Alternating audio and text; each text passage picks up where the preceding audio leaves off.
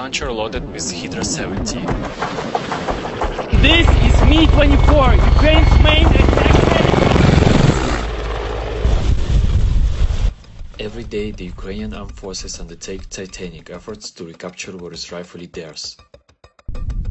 At the forefront of every battle is the infantry, but their progress would barely be possible without help from the skies. This is Ray, and this is Mi-8 helicopter.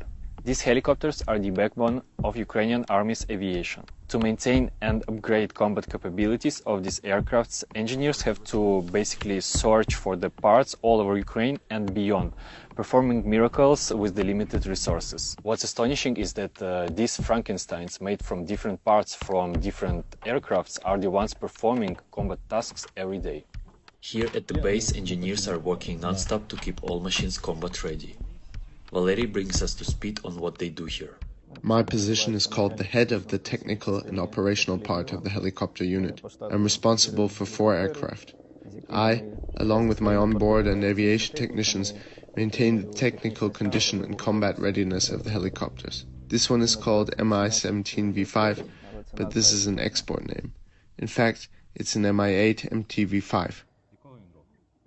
This one is from 2012. It takes 8 engineers to do a proper pre-flight check of an aircraft. The usual procedure involves aviation equipment, radio equipment and weapons check. This is one of the newest aircraft in the Ukrainian forces. Such helicopters were passed by the US, originally designated for the Afghanistan Air Forces. Made in Russia, the country they are ironically now seeking to destroy. Previously, Ukrainians only had Mi-8s that were made in the USSR. Nevertheless, both generations are working at their limits, just like pilots and engineers.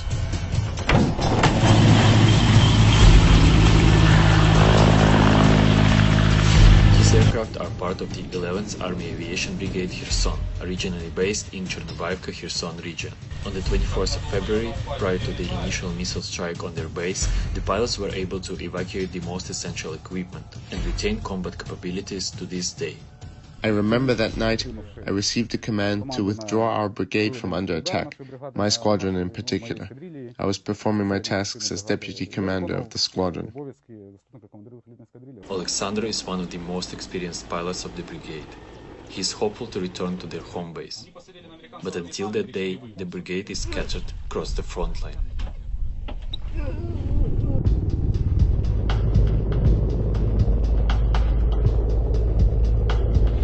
And this is Mi-24, Ukraine's main attack helicopter.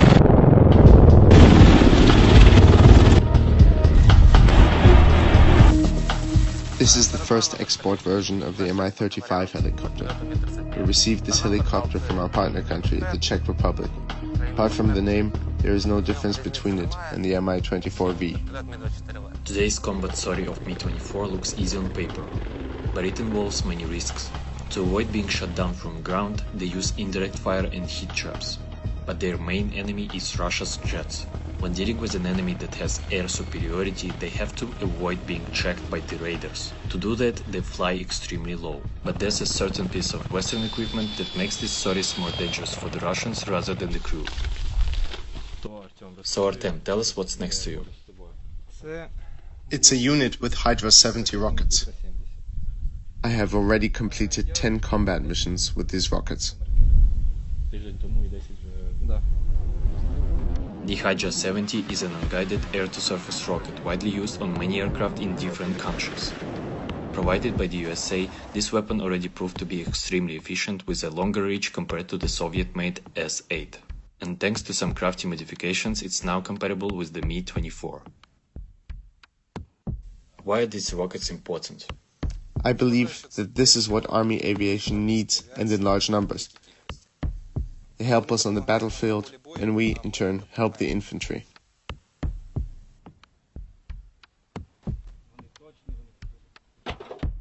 The Army's aviation is deployed mostly for 2 reasons. Fire support, meaning hitting and suppressing targets, and moral support for the troops on the ground, which is just as important. The crew is now doing 1 to 3 combat sorties every day, which looks exhausting. We ask Artem if it's challenging for him to do this much combat work over a year and a half. How many combat sorties have you completed? As of today, I have 157 combat sorties. And how old are you? 23 years old. Are you tired after all this time? Sometimes I think that I'm getting mentally tired, but when I watch videos of our infantry on the front line, I realize that I might be wrong.